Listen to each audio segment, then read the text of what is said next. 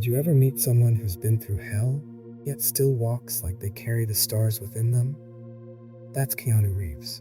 He doesn't crave attention, he doesn't scream his pain. He lives quietly, loves deeply, and gives silently.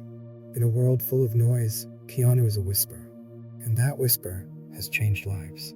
He's the man who gives up his seat on the subway. The man who signs autographs with both hands. The man who walks alone, not because he's lonely, but because peace has become his companion. This isn't just another Hollywood tale. This is about a man who turned tragedy into tenderness and pain into purpose. Keanu Charles Reeves was born in Beirut, Lebanon. His father abandoned the family when Keanu was just 3.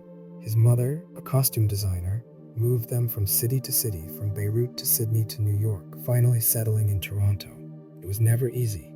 He struggled with dyslexia, was expelled from multiple schools, always the outsider, never the star student, but he had something no one could teach: resilience. He dreamed of hockey. He even earned the nickname The Wall as a goalie. But a serious injury shattered that path, so he turned to acting.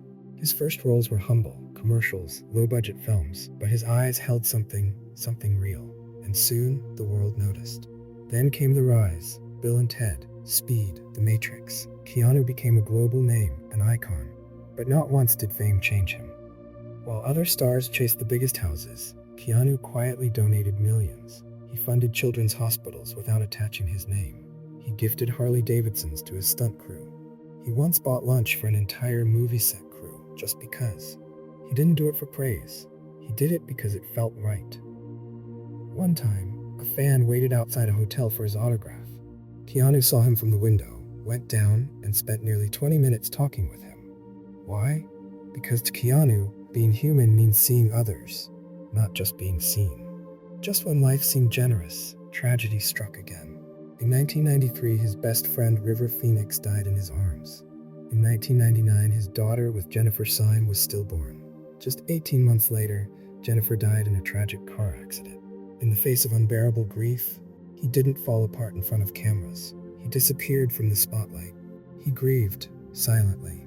He once said, "Grief changes shape, but it never ends." He carried that grief like a shadow, always there, but never used as an excuse. He worked through it, he healed through it. He kept showing up, not to chase fame, but to do what he loved, to keep moving.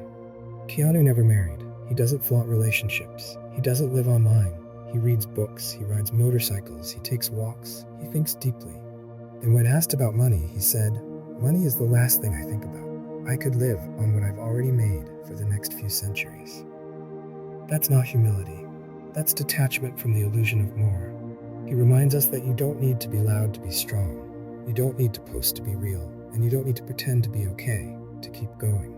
Keanu Reeves is not just a movie star. He's a mirror. He reflects what we all long to be. Kind, grounded, strong, despite the storm. In every act of quiet generosity, he reminds us that compassion matters. In every moment of silence, he shows us that pain doesn't need to become bitterness. In every choice to stay humble, he teaches us that being good is a decision. So when the world feels too loud, when life hits too hard, when you feel unseen, unheard, or broken, remember Keanu, the man who didn't let grief steal his soul, the man who didn't need applause to do good, the man who stayed real in a world made of fiction. If this story touched you, share it. Not for the fame, not for the likes, but because stories like this deserve to live. Because maybe, just maybe, you have a bit of Keanu in you too. And that's more than enough to make the world a better place.